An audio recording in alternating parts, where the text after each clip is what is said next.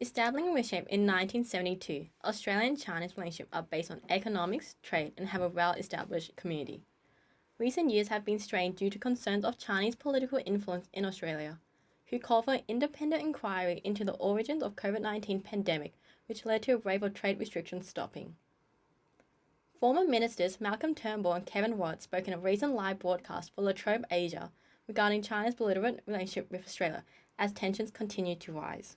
According to Lowy Institute polling last year, 94% of Australians want the government to reduce its economic dependence on China. World leaders have previously criticised China on their Communist Party policies and the human rights violations. However, Australia has hoped to improve its current tensions with China. One of the challenging circumstances for Australia was the international education that shrunk since borders closed. Last January, the government announced that they will offer a visa-free refund to international students to fill the COVID workers shortage. What we're doing is we will be rebating the visa application fees from all those who arrive today and going forward for students over the next 8 weeks, and that is a fee of some $630. And there are around 150,000 students who have visas, who we are encouraging to come back, to be there for the start of their university or college year, and that is a thank you to them for coming back and continuing to choose Australia. But we also want them to come here and be able to be filling some of these critical workforce shortages, particularly those who are working and being trained in healthcare, aged care, those types of sectors. That will be incredibly helpful. Since borders opened in mid-December 2021, Australia has seen an increase in the numbers of students from India and Nepal the most.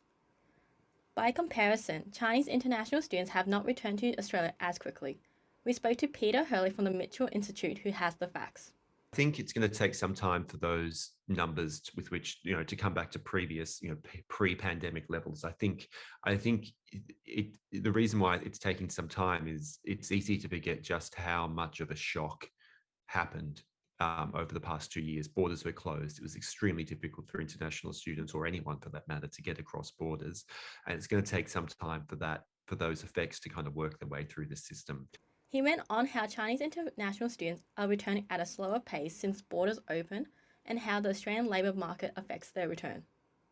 There has been an increase in the number of international students. So there were about 250,000 international students in December last year inside Australia, and that's gone up by about 80,000 since borders largely opened in mid-December.